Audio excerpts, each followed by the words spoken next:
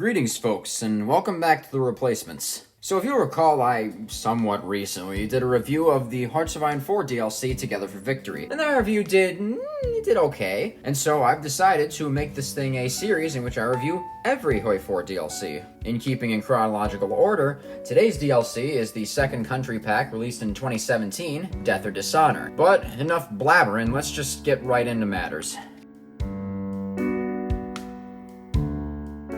Death or Dishonor was released on June 14th, 2017, and it's the second major DLC for HOI4. It was released alongside the 1.4 patch, nicknamed Oak, in reference to the Grand Sasso raid, in which German paratroopers and SS commandos freed Mussolini from prison in 1943. Like its predecessor, it was integrated into the base game on April 4th, 2024. During its time in the market, it was priced at $10 and €10. The free update added impassable zones, namely the Sahara Desert, and made it possible for capitulated nations to be brought out of capitulation by their allies. However, none of that would put you back at Hamilton. Those features included fascist autonomy states, those being Reichskommissariats, Reichsprotectorates, and satellites, the ability to license other nations' equipment, and most importantly, focus trees for Czechoslovakia and the kingdoms of Hungary, Romania, and Yugoslavia. Also added were 3 new songs: Escalation, Aggression, and Retribution. All things considered, this DLC was a much smaller bundle than Together for Victory, and in my opinion, fit the country pack mold better than TFV. The DLC received, shall we say, mixed reviews upon release, and continues to maintain a status of general mediocrity, especially in comparison to future DLCs. And from reading the Steam reviews from June 2017, it really is a mixed bag. Some people praised the DLC's focus trees, others came to complain. The biggest sources of criticism were, again, Paradox's pricing system, this seems like it's a recurring theme, pre-existing problems with the AI not being fixed, and an assumed general lack of content within the DLC itself. While generally being liked more than Together for Victory, the DLC still seldom escapes the bottom tier ranking for most players, and talks of a rework have consistently been started by fans. Such a rework may be on the table, however, as Hungary's current focus tree is not long for this earth. At the time of writing, the Götterdämmerung DLC is set to release in over a month. One of the 5 countries that we know will be receiving a focus tree rework is the Kingdom of Hungary, and the teaser photo posted on Steam seems to indicate a gargantuan increase in size. And even before that, in 2020, the Kali update added extra content for Romania and Yugoslavia, and the war effort patches I mentioned last time also made tweaks to the 4 countries' trees. With the general introduction now having been generally introduced, let's go a bit deeper into the DLC's contents and see what it added for these 4 sandwich nations of Europe. And we better do it fast before Hungary gets updated. Unlike Together for Victory, these 4 countries are not simply bound together by one attribute. While Czechoslovakia, Yugoslavia, and Romania can all be grouped as beneficiaries of the Great War, Hungary certainly cannot. With that being said, let's begin with...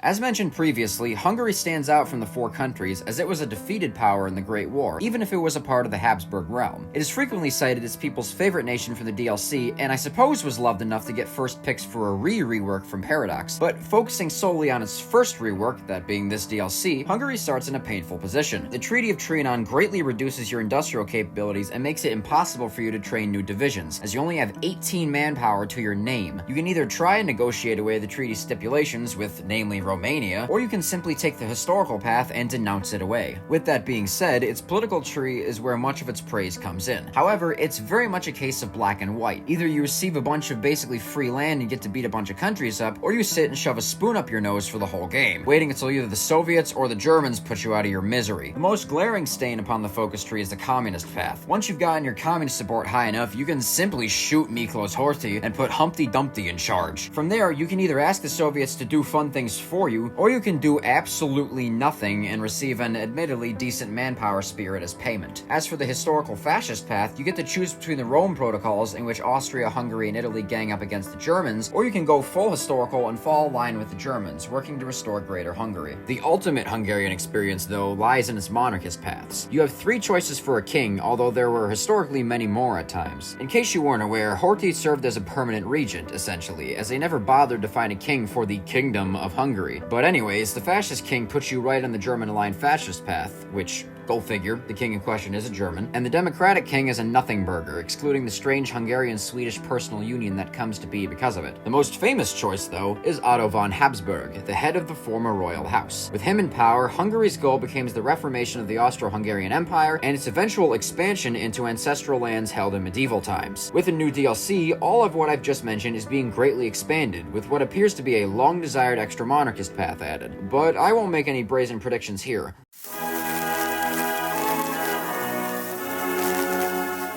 As for Czechoslovakia, the country starts the game with an innate yen for major fortification networks and a debilitating manpower spirit. Those who know their history ought to recall that Czechoslovakia in its 1936 state is not long for this world, as a certain loser in Berlin sees it fit to carve up the nation between his Reich and the irredentist Hungarians. Therefore, if you want a fighting chance to stave off the German hordes, you must work quickly. The focus tree has a brief industrial branch in which you can mitigate the manpower situation, mending any tensions between Czechs and Slovaks, a series of focuses about building border forts, and of course, the standard military branches. The tree also has, in a way, two political branches. The first branch concerns Czechoslovakia's foreign policy. Either you strengthen the little entente with Romania and Yugoslavia, suck up to the Allies, or throw in the towel prematurely, falling in subservience to the Germans and giving up the Sudetenland before they even ask for it. The second political branch is about internal politics, largely. There are three choices: communism, democracy, or fascism. Going communist basically mandates that you join the Comintern and pulls the same trick as Hungary, in which you ask the Soviets to do fun things for you. Going democratic means you essentially sit around until it's too late, and going fascist allows you to start a civil war with the Slovaks, or just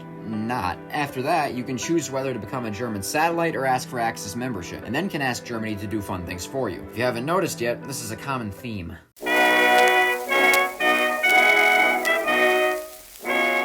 Moving on to Romania, the country starts off under Prime Minister George Tătărescu and King Carol II, known for spending lavish sums of money on himself and taking a keen interest in, well, women in general. Romania, politically, is probably the most schizophrenic of the four. There's even an achievement related to Romania joining one side in a war before later flipping over to the side they were just fighting. For instance, to even begin your political branch, you must first put King Carol II in full control. Hell, if the 800 events about his mistress purchasing a villa in some random village don't bother you, you can even strengthen his power and neuter some of his debuffs. Alternatively, you can appoint a number of governments and leaders and keep them waiting in the wings until Carol is forced to abdicate. However, if you prefer a refund, you could always get his son Mihai I to overthrow whatever government you have lying around. Even then, Romania is one of the few focus tree countries left in which you can flip governments merely by means of political advisors and decisions. If you want to cycle from democratic to monarchist to fascist to communists, who, other than your concerned psyche, can stop you? In terms of foreign policy, Romania has a pretty big choice from the get-go. You can either choose an aggressive expansionist policy in which you bully and possibly beat up all of your neighbors in the name of Balkan hegemony, or you can pick a more reserved approach, picking and choosing the best of the sides present. There are no restrictions present on with whom you do your bidding. You can form peasant militias, sign a trade treaty with the Germans, and join the Allies in the same breath. As a matter of fact, you get decisions to ask to join any of the three major alliances in one fell swoop. Also crimped within the two foreign policy branches is a little industrial branch, but I don't care enough about that to mention it more than right here. With that said, let's finish up with...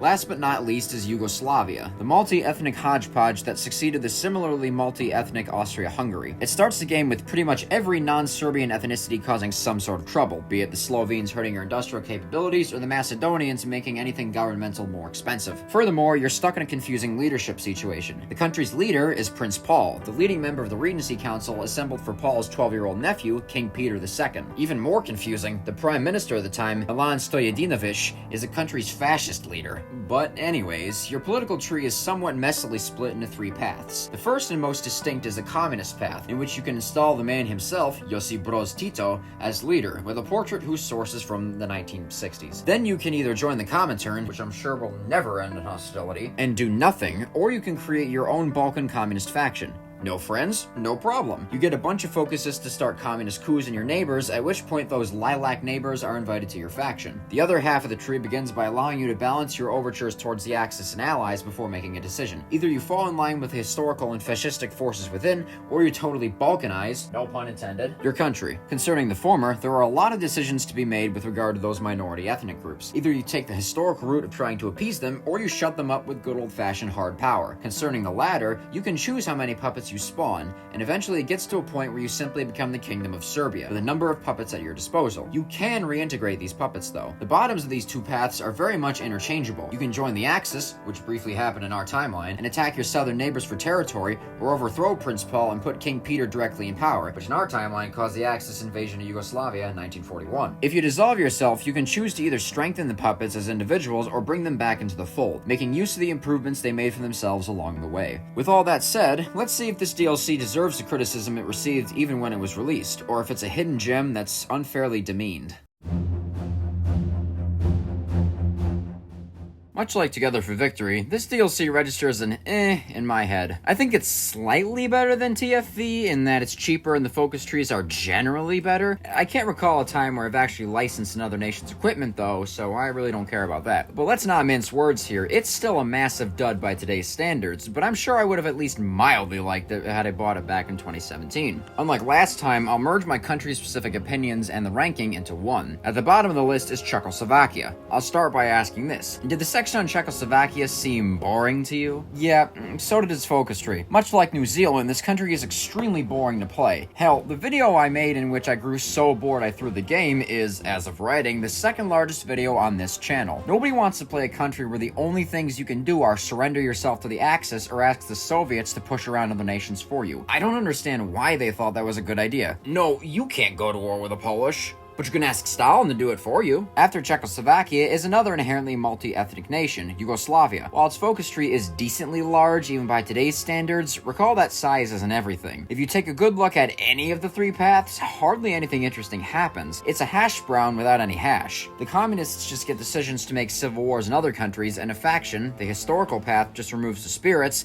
and the self-determinism path is just map painting. And don't get me wrong, I enjoy map painting, but I need some more substance, you know? Hell, its focus tree before the Kali patch had some extra features, such as taking Istria and Zara from the Italians. Next up is Romania. Romania's schizophrenic political system can be fun to screw with, and it's not that hard to switch ideologies on a dime. Furthermore, Romania does have some decent opportunities to beat up her neighbors. You can create a sphere of influence enveloping your immediate neighbors and claim extra territory held by the Soviets, erroneously referred to as Transnistria. It's by no means a perfect tree, as explained by the fact that it's not number one on the list, but it's much better than Yugoslavia and Czechoslovakia. And at number one, no surprise here, is Hungary. Hungary's tree has by far the most iconic path in the entire DLC, but its historical route is also pretty good. That's not to say it's without fault. The communist path is extraordinarily empty and boring, and it suffers from the same problem of ask Stalin to invade Romania for you that Czechoslovakia has. Its democratic monarch path is also a joke, but the Greater Hungary path does have some choice for an alliance, either Germany, Italy, or none at all, and you can get a bunch of easily coreable land. The same goes for the Habsburgs, but there's one clear flaw in that.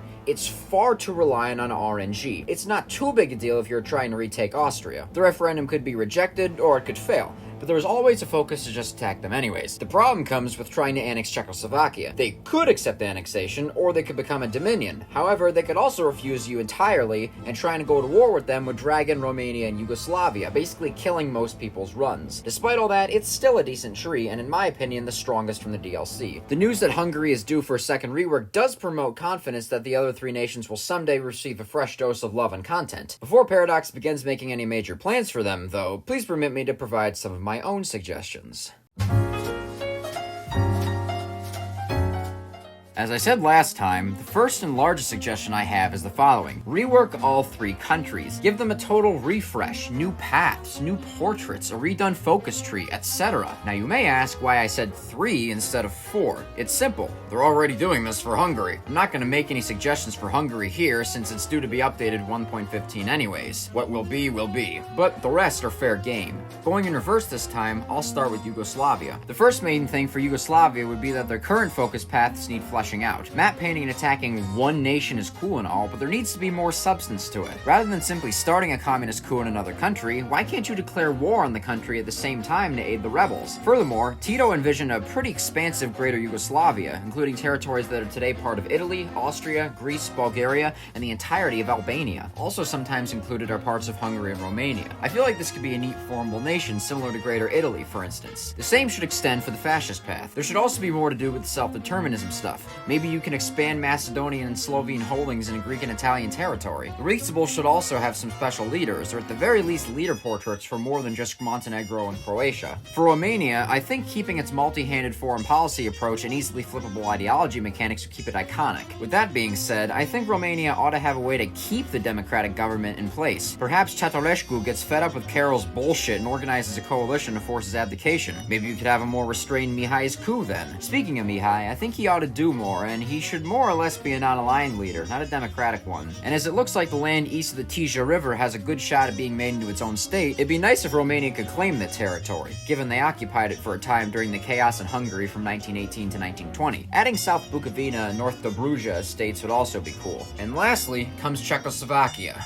Where do I begin with this one? The first thing I'll say, get rid of the asking Soviets to do things for you thing. It's incredibly stupid and is not fun in any way. Next, there should be some combining, though not entirely, of the two-ish political branches. If you're aligning your foreign policy with the Germans, it's more likely than not you're either staying democratic or going fascist. Next, I think some kind of monarchist path would be neat. Karl Albrecht, the Polish Habsburg king, is defined in the Czech character file, not the Polish one. Maybe it forces a personal union with Poland, the same way Mihai's coup in Romania can. Also, how about a little expansionism? Bohemian kingdoms did control Silesia at various points in history, and who said they can't also snatch Saxony? Jumping over to Slovakia itself for a minute, there should also be more leader portraits and advisors, such that there's a Czech advisor for every Slovak one. The same goes for military leaders. Side note, why is Klement Gottwald the naval advisor? He did serve in the Austro-Hungarian army during the Great War, but he never set foot in a ship as a seaman. My final suggestion for Czechoslovakia is a bit wacky, but hear me out. What if, in the event that Germany tries to Anschluss Austria but is refused, Czechoslovakia can put historical dispositions and distrust aside and fight alongside Austria? While you may question why they do that, given the Munich Agreement doesn't occur until September 1938, it could be fun to see an Austro-Czechoslovak alliance against the Germans, perhaps bringing them both into the Allies. Combine that with the Oster conspiracy, and the mustachioed failure is all of a sudden in a rather nasty spot. But around me a familiar face. In conclusion, Death or Dishonor is very similar to Together for Victory in a lot of ways. Both have aged poorly, and both pale in comparison to future DLCs. With that being said, this DLC is marginally better than TFV. However, in a number of ways, it's worse. The focus trees are largely empty shells and limited in scope, despite the comparatively more significant roles the four countries played in World War II. A lot of historical events just aren't present, such as the 1944 Hungarian coup d'etat. However, it's part of the base game now, so who really cares? On that note, it is nice to see that Hungary, and later the British Raj, will finally be getting a second look at and another chance to shine. I hope that the devs will make Hungary a phenomenal nation to play, for both those with the new DLC and without. But in any case, please let me know your thoughts in the comments. Be sure to do all the typical YouTube stuff you hear at the end of every damn video. And as always, drink your water, and stop falling over.